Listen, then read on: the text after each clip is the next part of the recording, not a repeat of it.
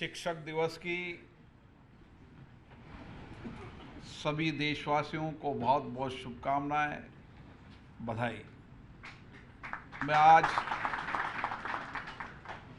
संपूर्ण देश के उन शिक्षकों को जिन्होंने इस देश के राष्ट्र निर्माण में, विद्यार्थियों के व्यक्तित्व निर्माण में, उनके सर्वांगीण विकास में जो योगदान दिया है, मैं उन सब शिक्षकों को प्रणाम करता हूं। शिक्षक दिवस के रूप में मैं आज भारत के पूर्व राष्ट्रपति जो जिंदगी भर किसी भी पद पर रहे लेकिन हमेशा शिक्षक बने रहे, ऐसे हमारे महान शिक्षाविद, दार्शनिक, देश को दिशा देने वाले डॉक्टर सर्वपल्ली राधाकृष्णन जी को भी नमन करता हूं। उन सब महापुरुषों को भी नमन करता हूं जिन्होंने समय समय पर इस देश के अंदर शिक्षण व्यवस्था के अंदर सुधार किया,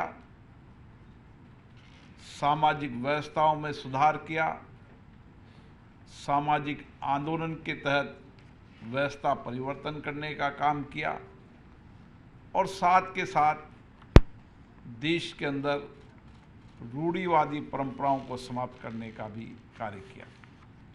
आज हम जिस कॉलेज की धरती पर बैठे हैं, वो धरती स्वतंत्रता सेनानियों की धरती रही।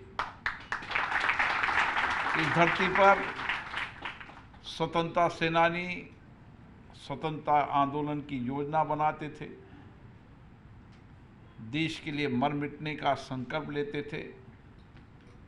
इस कॉलेज की मिट्टी की एक महत्ता भी है और इस कॉलेज की दूसरी महत्ता यह है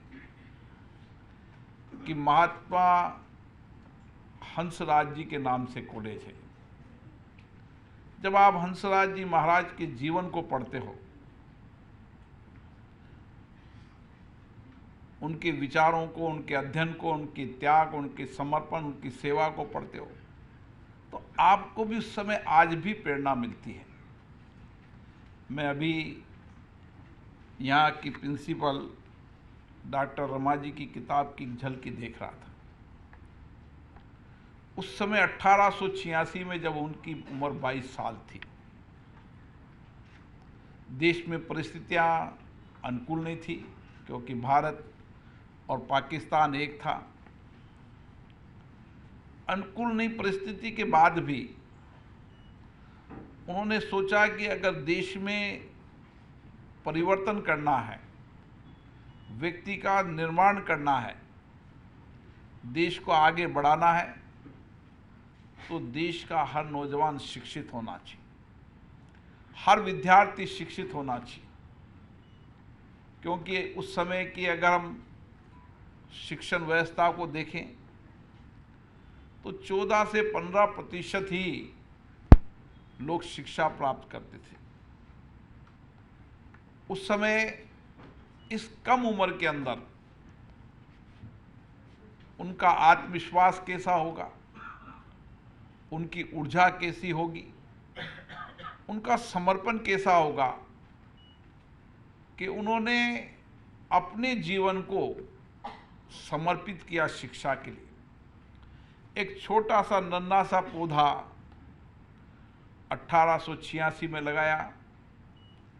आज हम देख रहे हैं कि एक वटवृक्ष के रूप में पूरे देश के अंदर विद्यालय से लेकर, महाविद्यालय से लेकर, आयुर्वेद कॉलेज से लेकर, विश्वविद्यालय से लेकर तमाम शिक्षण प्रशिक्षण का काम कर रहा है।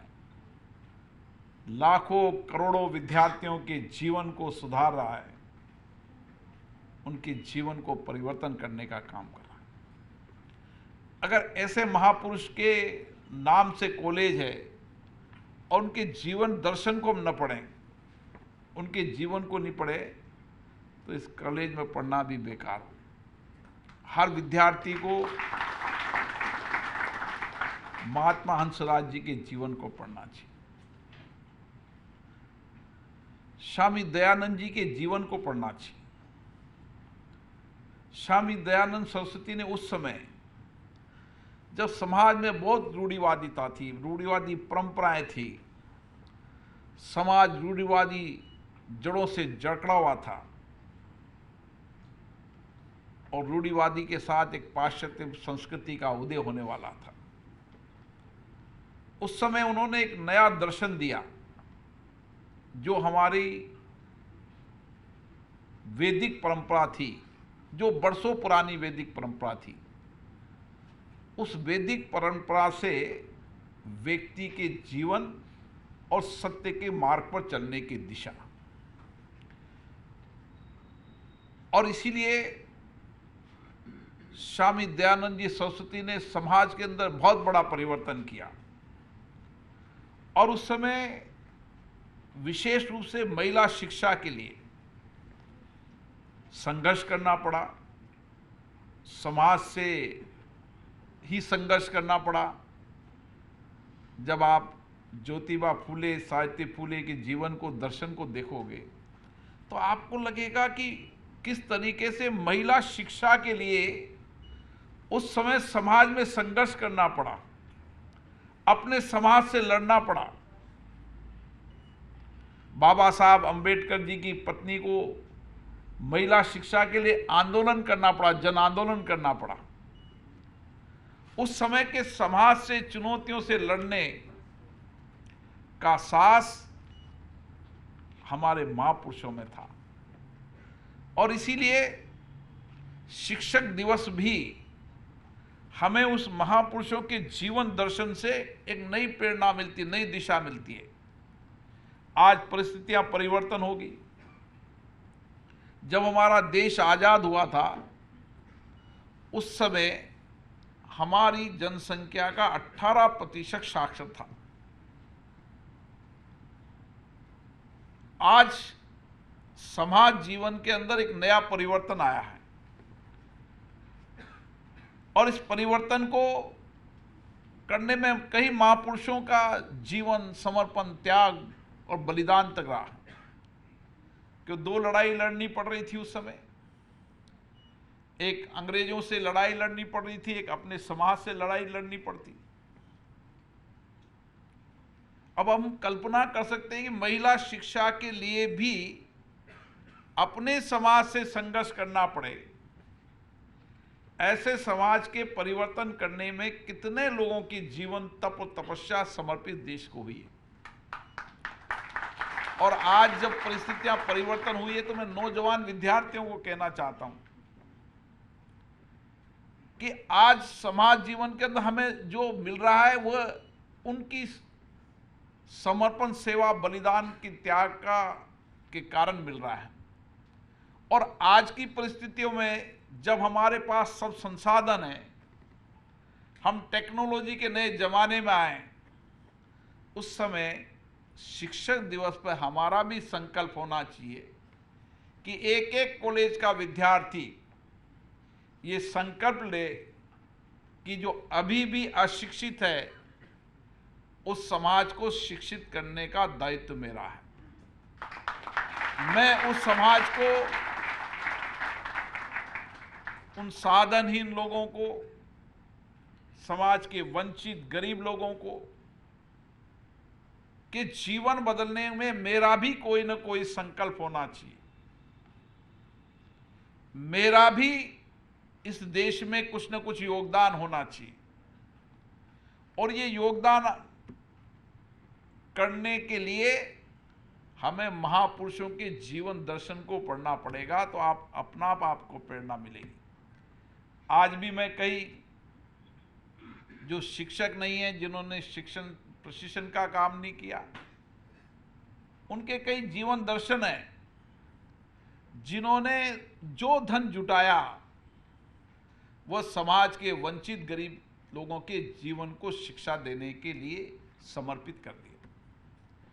क्योंकि हमें अगर देश को आगे बढ़ाना है, देश के अंदर नया परिवर्तन लाना है, तो हमें एक ऐसे शिक्षित समाज का निर्माण करना होगा जिससे हम दुनिया में नेतृत्व कर सकें। हम दुनिया में नेतृत्व करने की क्षमता इसलिए है कि हमारी विरासत और हमारी विरासत के साथ हमारी संस्कृति हमेशा शिक्षा के प्रति समर्पित रही है और हमारी संस्कृति में हमेशा शिक्षक को हमारा सबसे उच्च स्थान रहा है।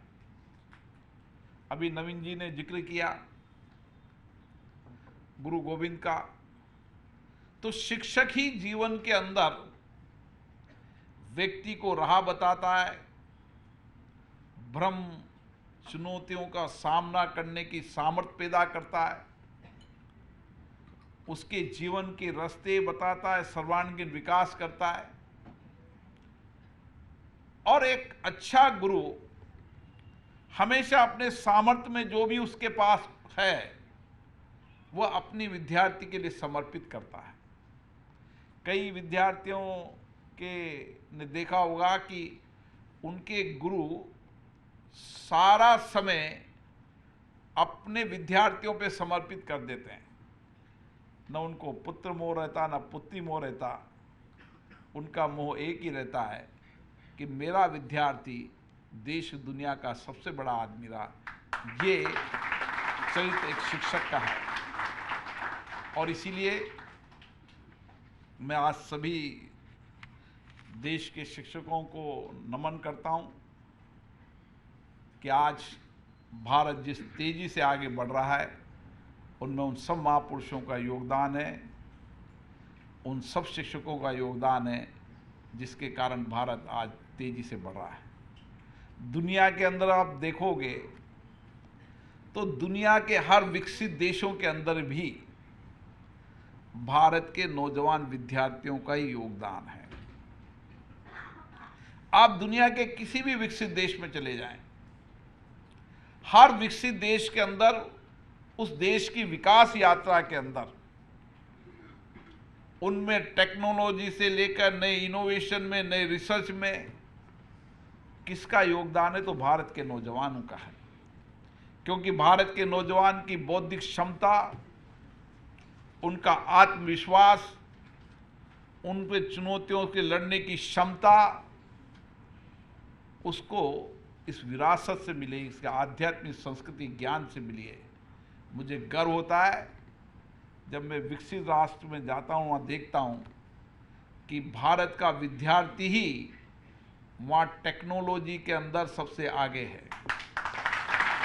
प्रोफेशनल कोर्स के अंदर चाहे डॉक्टर चल जाओ, इंजीनियर चल जाओ, सीए चले जाओ, चाहे कंपनी का सीईओ हो, तो भारत का विद्यार्थी है। और दुनिया के अंदर विकसित देशों के अंदर जिस तरीके से युवा जनसंख्या की कमी होती जा रही है, एक समय आएगा जब भारत का नौजवान दुनिया में नेतृत्व करेगा और उस दुनिया की विकास यात्रा में भारत के नौजवान का योगदान होगा। और इसीलिए विद्यार्थी जीवन में हमें पूरे संकल्प के साथ, पूरे आत्मविश्वास के साथ, पूरे जुनून के साथ मैं ही इस देश के अंदर परिवर्तन का ध्वजवाहक बनूंगा, मैं ही संस्कृति का अग्रदूत बनूंगा, मैं ही टेक्नोलॉजी इनोवेशन का अग्रदूत बनूंगा।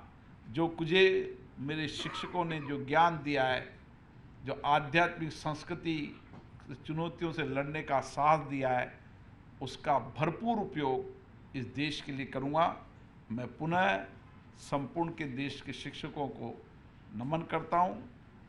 उनके त्याग, समर्पण, सेवा के कारण आज भारत नए और विकसित भारत के निर्माण की ओर बढ़ रहा है। मुझे आशा है शिक्षक इसी तरीके से समाज में अपना योगदान देता रहेगा। बहुत बहुत धन्यवाद।